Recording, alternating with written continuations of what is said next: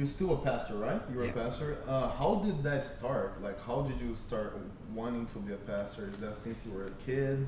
I think so. What's the who? And did you grow up going to church? Did you have a spiritual background growing up? Family? Yeah. Tell us a little bit about that. Talk about it a little bit. My parents named me Jordan Christian Knight, so I didn't feel like I had a choice. You know, a lot of people of faith are into like predestination. God planned everything out, and so I mean, it's all in the name. You know, if my middle name was Jewish, that's what I'd be, right? Sure. It's Christian, and so my mom, very religious, very conservative. My dad went along with that program. I think because with my mom, you had to. Sure. And so we were in church every Sunday. But I was just talking to somebody today who knew me from like my teenage years, and we know a lot of the same people. And yeah, I was there in body, but not in mind and spirit in my high school days. I was, you know, like whatever constituted being in the church, like could I just barely step into it and then get credit? You know, that's kind of. It's a ski trip at church? Yeah. You know, like, yeah, but, I get it. When I was a little guy, my best buddy, my idol was my grandfather, and he died suddenly when I was 13. And I'd been going through all the steps a kid would in the church, and I don't know. I always thought of it kind of in my mind like you see a tadpole grow, and the last thing, you know, after his arms and legs pop off and the tail goes away, is they've got this sack under their head, and that's what's left of them being an egg.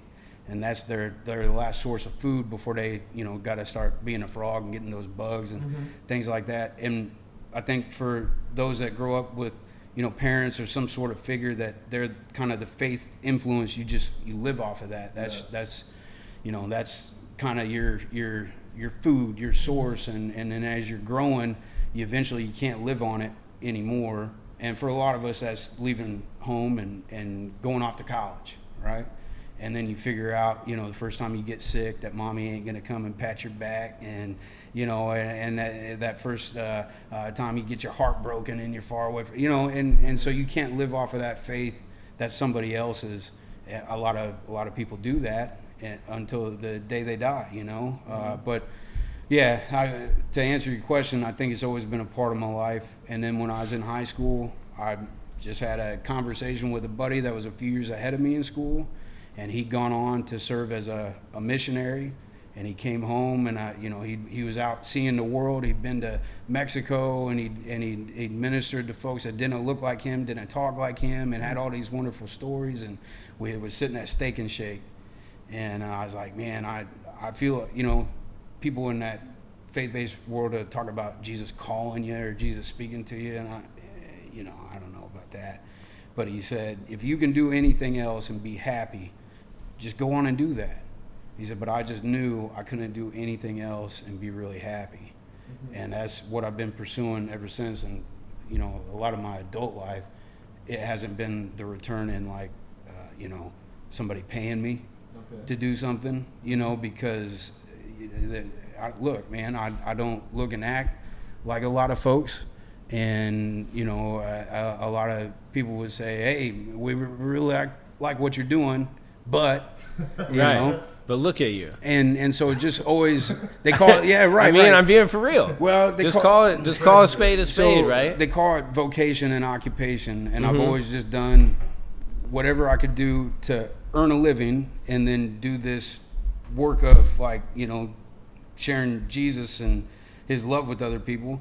And so when I was working a 9-to-5 to do this mission work, and look, there were people all around me that if I played my cards right, I would get to share my faith with them all day long, you know. And so, yeah, I didn't get into ministry where like a church was, you know, my financial support until the tail end of my time in New Orleans, and my wife was going to church, and I showed up one Sunday with her, and I was like, can I give you some of my time? Can I volunteer at all? And then fell into being the youth pastor for 6 years.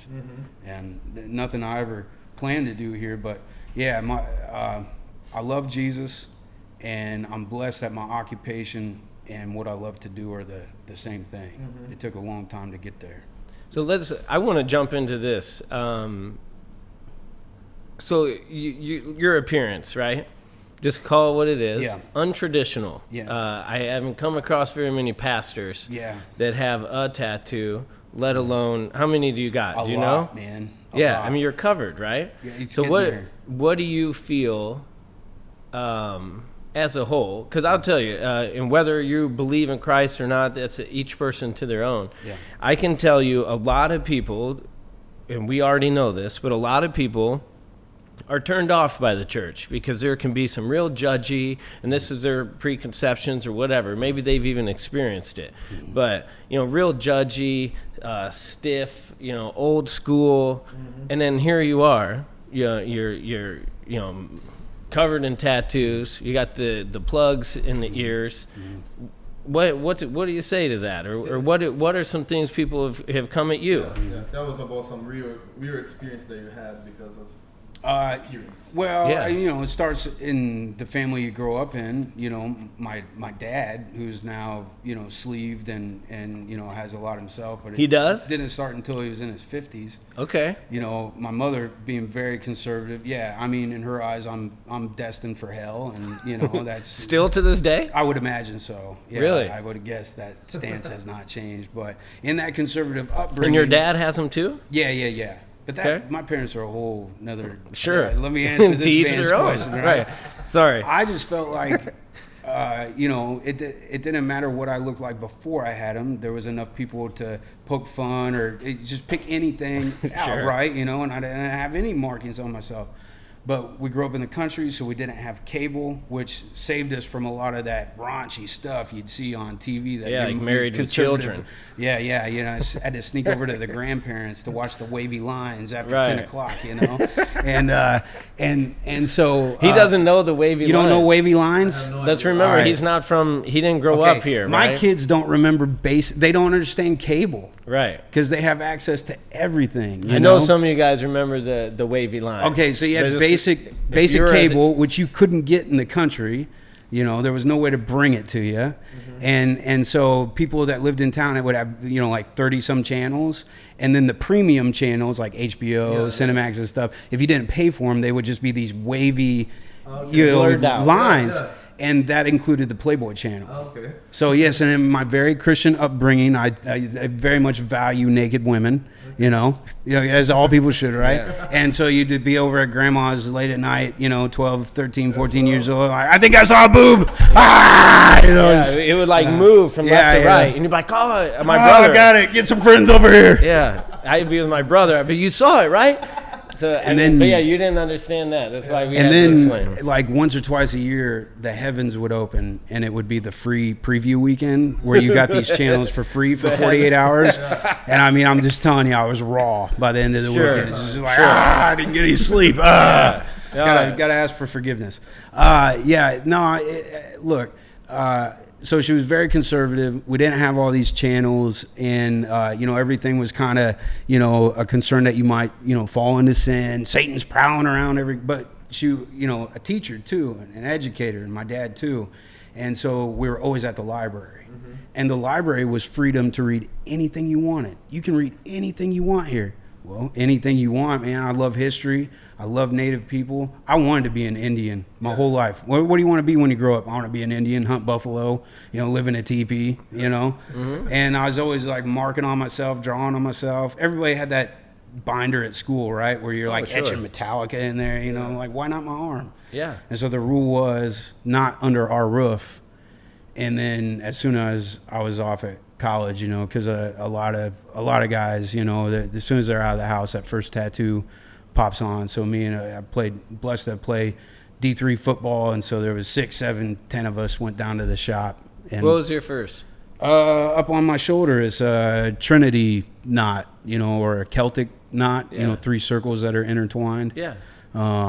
I was just I didn't have a mindset like this is what I'm going to do with my body and my future, but why not? And then not with like some clear they're all going to be religious or biblical stories or people that have influenced my faith, but that's what they've all become.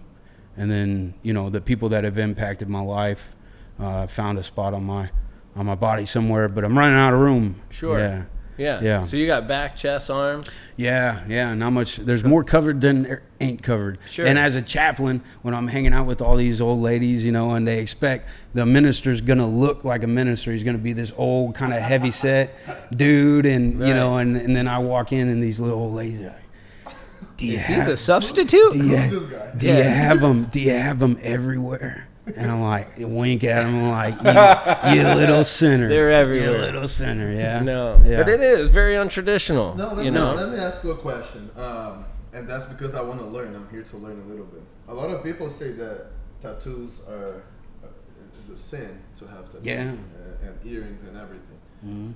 What's your thoughts about that? Talk about it a little bit. That's a really good question. And I did, so like, people generally assume like I found Jesus later in life, like after I got out of prison or after I left the drug game or, you know, the motorcycle club, you know, and I'm like, no, man, I was like always in church, you know, and like, well, yeah, but you did, you know, after you stopped doing crack and you got all those tattoos. And I'm like, no, man, they're all like about Jesus and stuff. You know, it was a situation where I saw it as this opportunity in a way. Like I never enjoyed being uncomfortable in my own skin, and at some point, a man that was very influential in my life, you know, kind of a spiritual father of sorts, and I was bent out because somebody's giving me a hard time, and he said, if you can't stand people looking at you different, you better not be different. And so there's a cost at doing that. But I was going to school to study to do this, which my parents was like, when you tell your parents that you want to study to be a minister, they're like I asked them to go to magic camp or something, you know, or like I was going to try out for American Idol and that's how I was going to make it. They saw no future in it, Sure. you know? And they're religious. Yeah, you're right. And so there's very little to stand on as far as scripture goes, in my opinion. There's an Old Testament text, which I have tattooed on my arm with a tattoo machine, tattooing this in it, but it's Leviticus 19:28.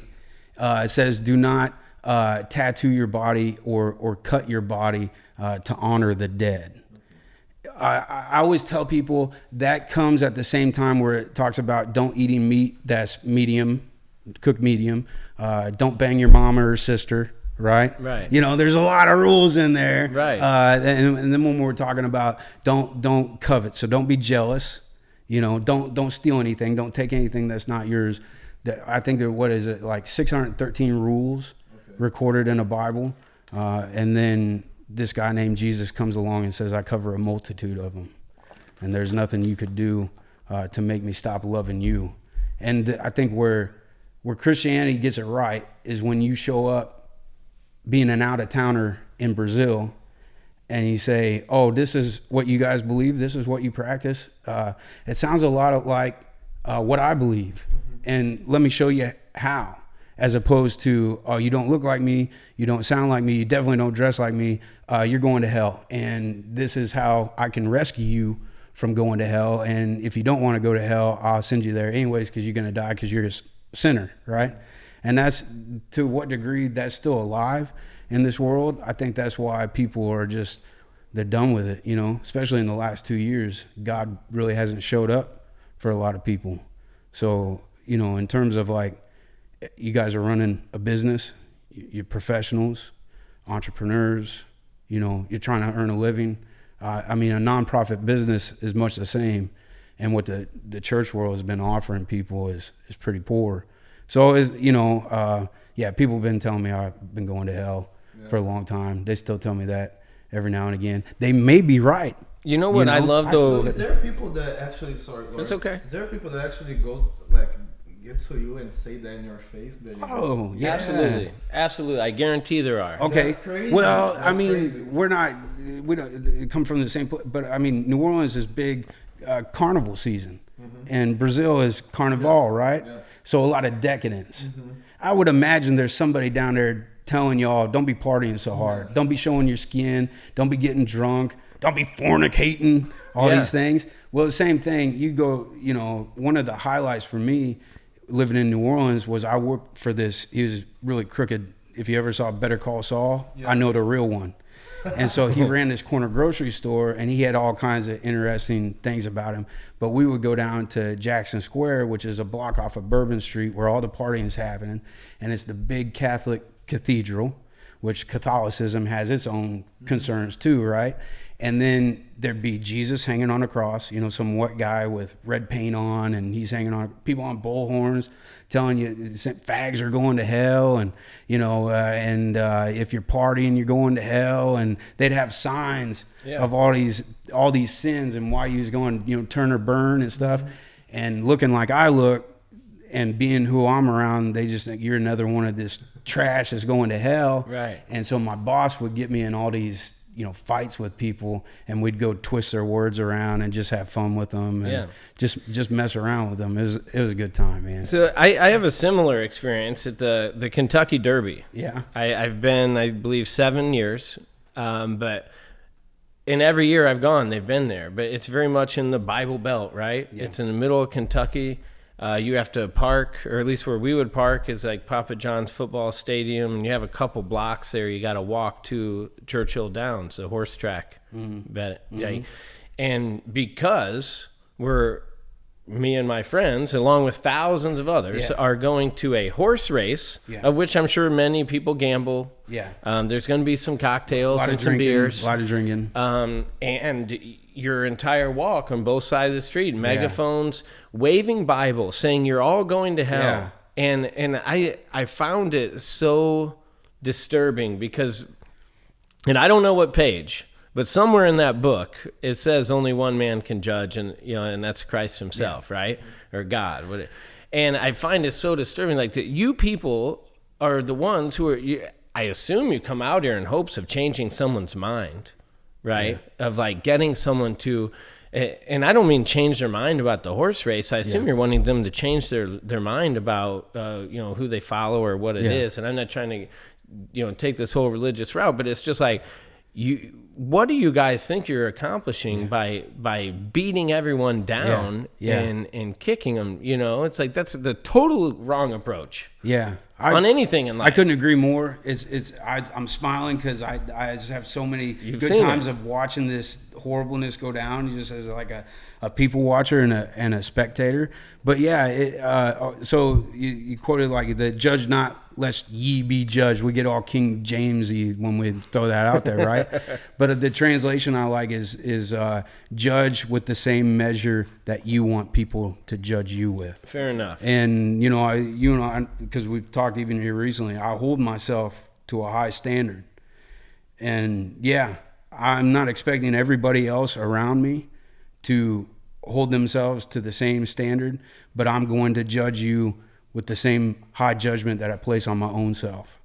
I not and hopefully not to push you down or to beat on you, but hopefully to lift you up, to elevate you, because I'm not the pinnacle of anything. There are people much better than me, which that I would pale in comparison to, but the same thing. They hold themselves to a high standard. We should all do that, and definitely.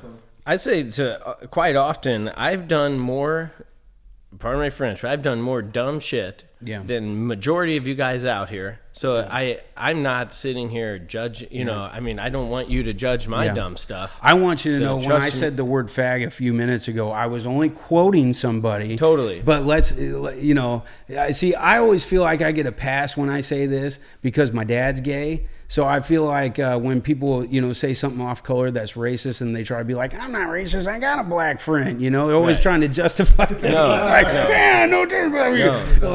But I knew when you said that, you're literally, and I've seen the signs. Yeah, I've seen what people are yelling. So the first thing that happens, y'all release this, and you're trying to get some traction, and then I get fired from the church for confessing that I got a gay dad, and I use that word, and then that's how I get to the Joe Rogan podcast in a couple weeks. Don't you believe it? Here's what I would do, man. Because let's be honest, man. Marijuana's legal now. Correct. We don't have to act like it's the devil's lettuce anymore. Correct. And I was always so worried, like years ago, like somebody's gonna jump out around the corner. You're like, I knew it, get him. And so I had it in my mind that, like, if for some reason, it was found out that I smoked marijuana, that they would come and take all my kids away and get them. And I'm like, what would you do, Jordan? And I'm like, that's when I would get in contact with Joe Rogan, and he would save them. And I'm like, man, you think of some dumb things when you're high. But it sounded like a good That's the idea marijuana talking. That was a marijuana. Joe Rogan is not calling you. No, bro. he's not. He's not. I was like convinced, man. I was like, well, dude, we got the same birthday. That'll be on my lead-in. Like, See, there you go. So maybe he will. Maybe my savior. Yeah. A couple weeks from now. Yeah. You're tuned in to the Talk About It podcast. I'm Lauren Fulmer. I'm Victor Dantas. And we're here to talk about it. Each week, we're going to have a guest come in, talk about it, tell their story, and really just hope to have some fun and bring some positive energy your way. Guys, make sure you subscribe to the channel, hit the bell so you know when's the next episode, and I see you guys in the next episode. Talk About It podcast.